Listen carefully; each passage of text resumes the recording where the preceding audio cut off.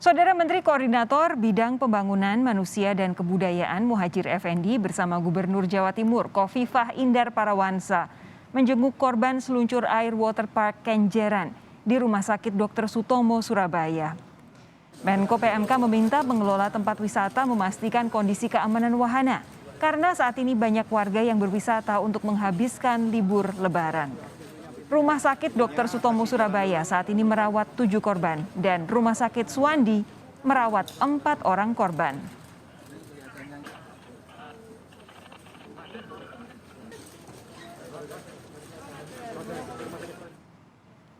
Polisi memeriksa sejumlah saksi terkait insiden robohnya seluncur air waterpark Kenjeran, Surabaya. Pihak pengelola mengklaim peristiwa tersebut terjadi karena kelebihan kapasitas. Polres Pelabuhan Tanjung Perak, Surabaya memeriksa 5 saksi untuk mengusut penyebab robohnya seluncur air waterpark Kenjeran, Surabaya.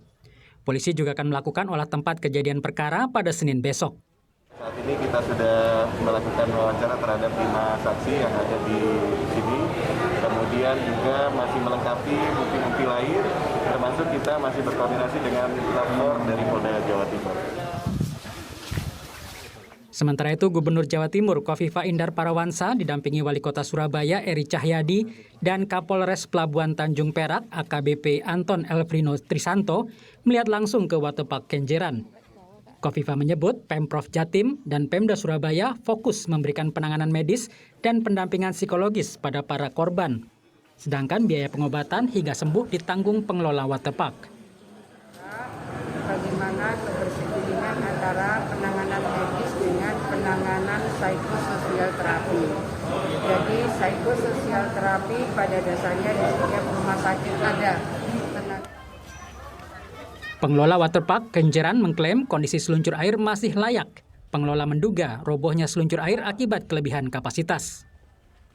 Para pengunjung itu pinginnya kalau meluncur ke bawah itu bersama-sama, hampir mau satu-satu. Nah ini mungkin yang mengakibatkan overload. Ambrol. Sebenarnya ada batasan berapa sih Pak yang diizinkan untuk bermain di seluncuran ini? Itu ukurannya antara 5 sampai 10 orang, tapi ini kan lebih dari itu. Seorang saksi mata menyebut sempat terjadi keretakan hingga kebocoran pada seluncur air sepanjang 5 meter itu, hingga belasan orang jatuh dari ketinggian 10 meter.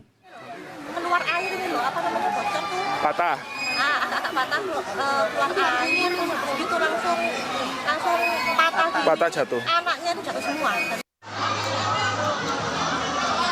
16 orang menjadi korban robohnya seluncur air waterpark Kenjeran. Mereka dirawat di Rumah Sakit Dr. Sutomo dan Rumah Sakit Suwandi. Sebagian korban mendapat perawatan intensif dan menjalani operasi patah tulang. Tim Liputan Kompas TV. Jadi apa langkah yang akan diambil Pemkot Surabaya terkait kejadian ini? Apakah akan ada sanksi untuk pengelola waterpark Kenjeran? Saya akan langsung tanyakan kepada Wakil Wali Kota Surabaya Armuji. Pak Armuji, selamat malam. Warga yang berasal dari sehat ya Pak? Alhamdulillah sehat. Pak Armuji bisa mendengar suara saya? Dengar Pak, dengar. Halo? Oke. Ya. Oke. Sip. Pak Armuji, saya langsung tanya ini pertanyaan yang pertama. Jadi apakah sudah ada evaluasi dari pemerintah Kota Surabaya terkait kejadian di waterpark Kenjeran ini, Pak? Ya, ini adalah kejadian pertama kali yang ada di Indonesia. Tentunya ini menjadi suatu peringatan, pelajaran bagi tempat-tempat wisata yang mempunyai waterpark atau peluncuran seperti yang ada di Kempa Kenjeran. Karena apa? Karena kita juga sudah memperingatkan bahwa tempat ini kan sudah lama nggak dipakai selama pandemi hampir 2 tahun. Apalagi tempat ini dekat laut. Nah, dengan tidak dipakainya peluncuran ini, otomatis kan yang namanya angin laut atau hembusan air laut itu kan bisa menimbulkan suatu polusi pada suatu benda apapun. Ini yang tentunya menjadi suatu penelitian pihak kepolisian. Makanya dengan teliti supaya benar-benar kejadian ini bisa dijadikan suatu tolak ukur bagi wahana-wahana khususnya ukuran waterpark seperti yang ada di Kenjeran. Oke, tapi sejauh ini yang disampaikan oleh pengelola waterpark apa Pak sehingga bisa sampai terjadi musibah ini? Yang disampaikan kan kelebihan muatan. Tapi kalau kita bisa melihat, nah dulu kan juga pernah mainan seperti itu ya. Nah, kalau yang namanya seluncuran itu orang-orang memang senang bergerombol. Seluncuran bareng-bareng gitu. Nggak satu persatu, apalagi ini kan libur panjang. Di mana libur lebaran ini dijadikan suatu tempat objek wisata yang menjadi suatu andalan di Surabaya. Di samping kebun binatang yaitu Kenjeran yang tentunya menjadi jujukan bagi anak-anak yang sedang berlibur ke tempat wisata. Kalau kelebihan muatan, mungkin nggak akan terjadi kebocoran seperti itu. Kalau terjadi suatu korosi yang terjadi di bergelasnya karena dengan adanya air laut, mungkin bisa terjadi. Itu kalau perkiraan saya seperti itu. Oke, jadi kalau dari pihak pengelola mereka menyatakan bahwa ini terjadi hanya karena kelebihan kapasitas begitu ya. Tapi kalau dari pemerintah Kota Surabaya sendiri, akankah ada sanksi yang dikenakan kepada pengelola waterpark atau ada hal-hal lain yang jadi keputusan Pemkot Surabaya terkait dengan waterpark Kenjeran ini, Pak Armuji? Ya, yang jelas kita akan melihat dan menanyakan sejauh mana dulu pertama kali yang nama seluncuran itu didirikan.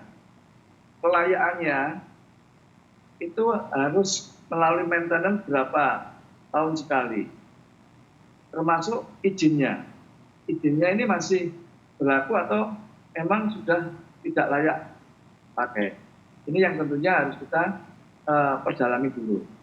Kalau mereka tidak mempunyai izin tentunya ya sanksinya akan lebih berat lagi. Mereka kan bisa ditutup untuk wahana Kenpark ini. Oke, jadi sampai dengan saat ini masih terus dievaluasi ya Pak ya. Tapi karena yang seluncur air ini sudah kejadian, apakah akan ada pemeriksaan secara menyeluruh di seluruh area waterpark Kenjeran? Mungkinkah akan ada penutupan sementara atau gimana Pak Armuji? Kalau penutupan sementara otomatis kita tutup sementara. Karena ini kan juga menjadi suatu trauma bagi pengunjung yang lainnya. Dan menjadi suatu introspeksi bagi pengelola. Supaya mereka, karena tempat wahana seperti ini, mainan-mainan ini kan banyak di sana itu. Baik itu yang berhubungan dengan air maupun yang tidak berhubungan dengan air. Baik itu yang seluncuran, ada yang wahana-wahana yang muter-muter macam-macam juga. Yang kayak model di Ancol itu loh. Oke. Nah, ini kan juga harus diselidiki dulu, harus diperiksa dulu supaya nanti benar-benar safety betul, jangan sampai ada kejadian kayak yang itu. Oke, tapi di luar bahwa akan ada penutupan sementara, saya belum mendengar kira-kira sanksi-sanksi apa saja yang akan dikenakan kepada pengelola, Pak. Banyak tingkat kesalahannya, yang jelas tingkat kesalahannya adalah suatu kelalaian, di mana mereka telah seluncur ini bisa mengagetkan dan mencelakai orang. Ini kan sudah suatu pelanggaran yang mereka lakukan, baik itu sengaja maupun tidak. Tetapi dalam hal ini kita anjurkan supaya wahana tersebut, khususnya seluncuran harus ditutup, yang di kolam renangnya itu, ditutup, nggak boleh dipergunakan lagi. Oke, tapi kira-kira kalau nanti, Oke, kalau nanti evaluasi sudah selesai, kemungkinan sanksi paling berat apa kira-kira?